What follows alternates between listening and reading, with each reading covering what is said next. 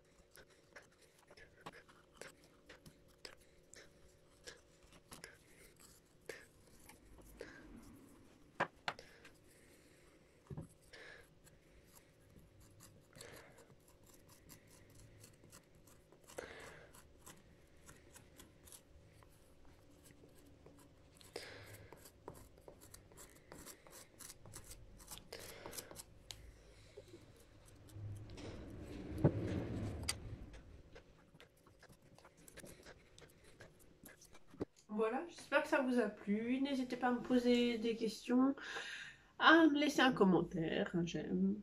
Voilà, à très bientôt.